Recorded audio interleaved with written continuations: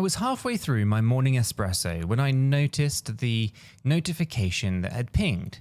Right? Ripple applies for a US national bank charter. Now my first thought was, wait, did I just slip into an alternate timeline where crypto firms grabbed bank licenses like candy at Halloween? Then my second thought was far more dramatic, right? Every so-called XRP conspiracy nut that I've ever met is about to break into a victory dance. Now, you know those moments that you can practically feel the collective gasp across crypto Twitter, right?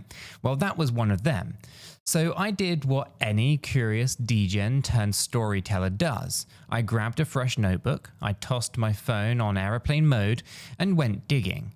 And what I found felt less like reading the news and more like watching a plot twist worthy of Christopher Nolan.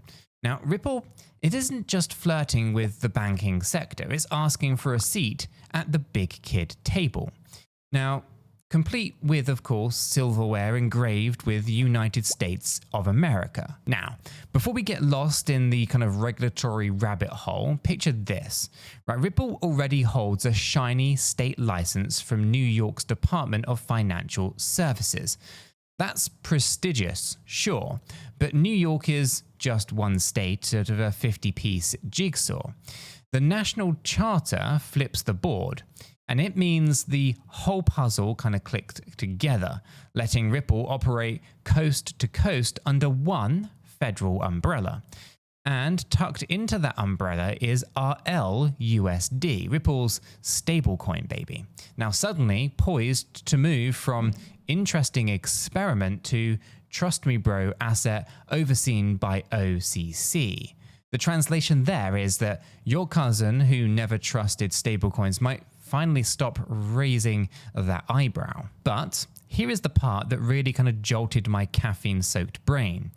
Ripple wants a master account with the Fed through its subsidiary, Standard Custody.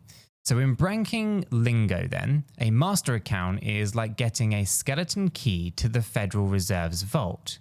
You can settle directly, no intermediary middlemen, in clunky kind of loafers required.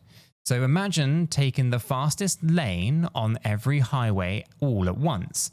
That's the privilege level that we're talking about here. Fox business correspondent Eleanor Terrett compared it to winning a diamond while a regular kind of charter is merely platinum. Now, diamonds kind of beat platinum every single time, unless you're Thanos and you only care about the affinity stones. But, you know, I disagree. Now, RLUSD, launched in December 2024, is already the 9th largest stablecoin, boasting a market cap of around $470 million. Now, Ripple exec 𝗕𝗘𝗪𝗔𝗥𝗘, claims it zips through $10 billion in daily transactions. You can cue the skeptics waving calculators. But sir, the math. Now, whether that $10 billion figure is hype or some kind of hidden truth, one thing is actually crystal clear.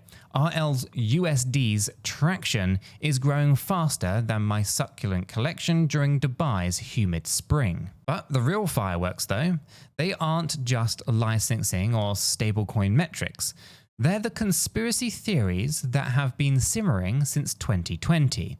You can enter now 𝗕𝗓𝗪𝗓𝗔𝗔, founder of Alpha Lions Academy and the crypto world's unofficial hype DJ.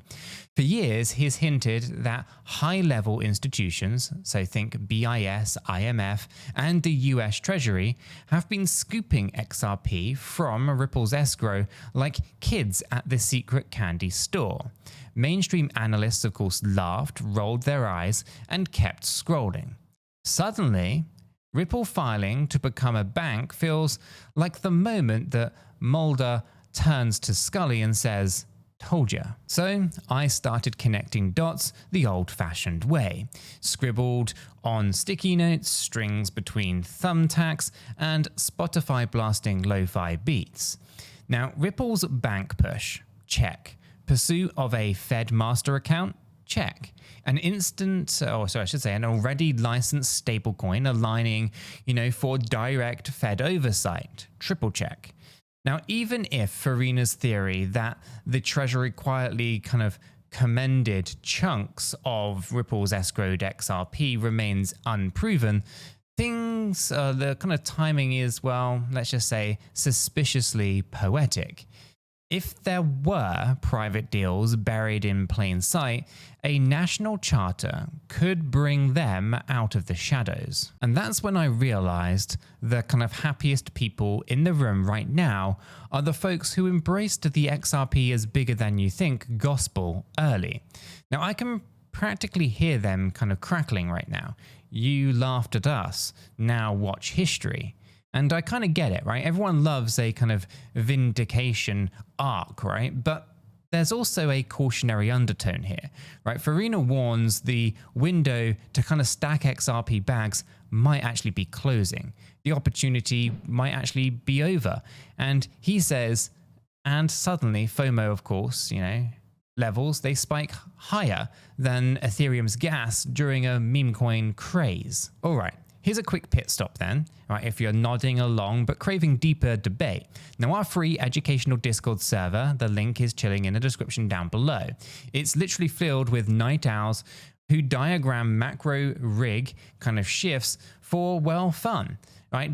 You can come and drop your favorite theories or just spy on ours. And yes, the coffee is virtual, but the camaraderie is real. Now, let's talk personal stakes. Last week I tested how fast RLUSD moved on-chain versus a traditional USD wire.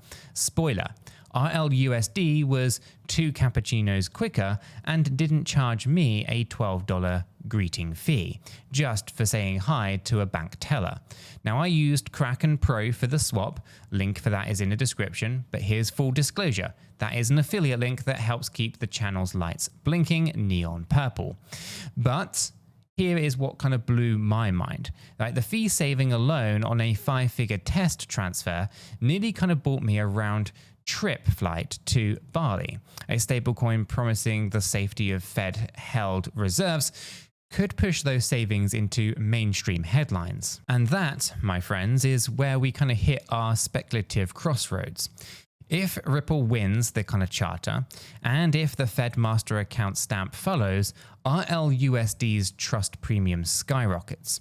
Now suddenly, corporate treasuries kind of wary of Tether headlines might actually pivot. Supply chain settlements could hop on, NFTs pegged to real world assets, they kind of get a Rails upgrade, right? Captain obvious kind of might chime in, sounds bullish, and I'd politely nod while examining and explaining that yes, price is not guaranteed, but fundamentals are flirting with the fireworks here. Right about here though, my neighbor knocked on because I was, animatedly kind of monologuing, I should say, through the wall. Now I invited him in, we kind of reenacted the escrow drama with Lego bricks, and he kind of asked the golden question. So is the US government secretly hoarding XRP? And this might just shock you. I'm not a financial advisor and nothing in this video is financial advice. Cryptocurrencies are highly volatile and you could lose all of the money that you invest. Always do your own research and consult a qualified professional. Your investments are entirely your responsibility and you should know that nothing is ever guaranteed when it comes to investing. Neither I, this channel, nor YouTube are liable for any losses, and today's video is for entertainment and educational purposes only. Now, with that legal breath of fresh air out of the way, let's dissect the escrow riddle then. Right, Ripple famously kind of locked up 55 billion XRP in escrow, releasing 1 billion every month, returning unused tokens, usually 80%. Now, on-chain data shows Ripple still sitting on 37 billion tokens.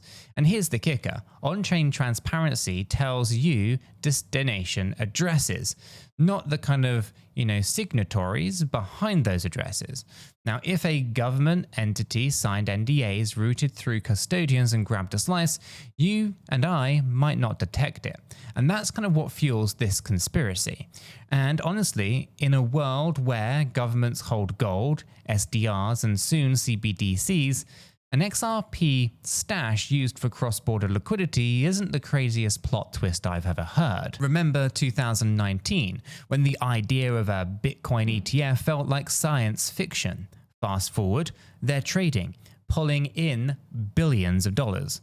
Ripple aiming for a bank charter gives me deja vu, right? The timeline of crazy ideas becoming yesterday's news kind of just keeps shrinking. But let's keep our feet on the ground. Bank charters aren't handed out like free samples at Costco, right? The OCC will scrutinize Ripple's governance, capital adequacy, BSA to AML, controls, and maybe even ask if their execs floss daily. Okay, maybe not the floss, but you kind of get my drift here, right? Approval could take months, maybe even longer. And a Fed master account? Well, that door hasn't exactly swung wide for fintech startups, right? Custodia Bank is still slogging through appeals.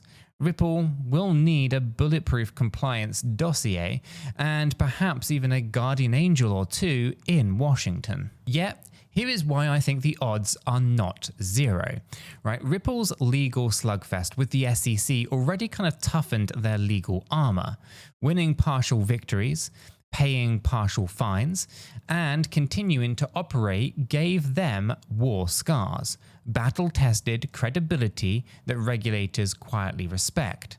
Plus, Ripple's ODL corridors are plugged into real banks globally. That operational history is box-ticking gold. Zooming out, what does this mean for you, dear viewer? Well, if Ripple succeeds, XRP's narrative changes from speculative remittance token to fuel for a federal chartered institution with direct Fed pathways. Now, trust me, headlines like that kind of ricochet through mainstream press quicker than a TikTok dance trend. Now, liquidity deepens, volatility may dampen, and big money allocators who once kind of shunned crypto cowboys might start taking phone calls labeled Ripple Business Development. Still, let's not crown any kings just yet. Stablecoin regulations in the US remain a maze of drafts and hearings. A sudden congressional pivot could slam the brakes, or a competing bank lobby might actually whisper in institutional and influential ears. And even if RLUSD becomes the darling of Uncle Sam, consumers have short attention spans. One high-profile hack or mismanaged reserve audit, and confidence would evaporate. That's why keeping tabs is crucial, and once again our free educational Discord server and crew is basically a 24/7 radar, right? You can lurk or you can chat. Just promise not to spam dog coin emojis unless they're wearing bow ties. And speaking of dog coins, I know somebody's itching to ask, but bro, will all this make XRP moon? And listen, right, nothing moons in a straight line unless you're a cartoon, right? Price is the last domino in a chain of fundamentals, sentiment, liquidity, and occasional planetary alignment. Now, what could happen though is a kind of repricing of risk, right? If Ripple kind of transitions from a company in kind of perpetual lawsuit to regulated bank with Fed hookup, well, risk profiles potentially shift. And that means funds funds with strict mandates could suddenly check the okay to buy box, and demand pressure may, increase, and the demand pressure potentially pressures the supply, possibly. That's kind of the Econ 101 minus the boring textbooks. But let me kind of ground this in with a story, right? A buddy of mine, let's call him Sam, refused to kind of touch XRP for years, right? Too much legal drama, he said. Now, last night he texted me, charter rumors look legit, might just nibble. Now, one guy doesn't move the market, of course, but multiply Sam by every compliance-minded portfolio manager waiting on kind of regulatory clarity, and, well, trickles become rithers. And here is something few are discussing. If RLUSD reserves sit at the Fed, well, Ripple's balance sheet kind of risks kind of morphs, right? Counterparty risk to commercial banks, gone. FDIC insurance agreements, kind of irrelevant. And suddenly RLUSD competes on the same trust pedestal as tokenized T-bills, and that's a juicy slice of the yield-hungry market. Meanwhile, RLUSD sidechains and hooks upgrades keep kind of forging ahead, priming the engine for smart contract activity. Now, a bank-chartered Ripple could pour gasoline on the dev ecosystem. We're talking grants, integrations, compliance APIs. Now, we could, and it's a big could, see fintechs building payroll, invoice, factoring, or even real estate settlements rails on the XRPL because they'd rather ride a federally chartered bullet train than a regulatory maybe, maybe not monorail. Now, let's circle back to the skeptics, right? They're invaluable, right? Questions about RLUSD on-chain transparency are valid, right? If Ripple touts $10 billion daily flow, then show us cryptographic receipts. If escrow ownership shifted, well, release, attention statements, right? And healthy skepticism, it kind of pushes projects towards better disclosure, and ultimately that's good for everyone, including your grandma, who still thinks crypto is a new cereal brand. Now, at this point, my espresso's long gone. The neighbor's Lego city is in absolute ruins, and my notebook kind of looks like a spider invented bullet journaling.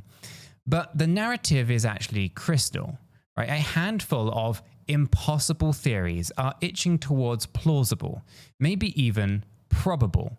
If, big if, they all click, well, we might be witnessing a blueprint for how a crypto native company integrates into traditional banking backbone without shedding its blockchain soul. So you might be thinking, what's the personal takeaway? Well, for me, it's twofold. One, you got to stay nimble, right? Information half-life in crypto is shorter than a TikTok video. And two, separate signal from hype, right? A charter application is news. A charter approval is history in the making. Treat them differently. And so if you've made it this far, I salute your attention span, right? It's very rare that anyone actually watches more than 40% of these videos. Now, rare as in a hardware wallet recovery phrase that nobody loses rare. Now, if you want raw updates the moment that any kind of new document hits the OCC docket, well, you want to hop into that Discord. The link is down below, right? And if you plan to experiment with RLUSD transfers like I did, go ahead and grab Kraken Pro via the affiliate link in the description. It supports the channel here, keeps my coffee fund stocked, and lets you trade without the clunky UX of some other exchanges. And use it, don't use it, I don't mind either way, but like I say many times in the past, it's probably an idea to have access to as many different crypto exchanges as you possibly can. So what I like to do is to basically sign up to as many as I can, do all the KYC, and should something happen, to XRP's price and I need to liquidate it, and one of my favorite exchanges is not available, then I always have a backup. So check out Kraken Pro, use it, don't use it, I don't mind, but it's worth having access to it regardless, at least in my humble opinion.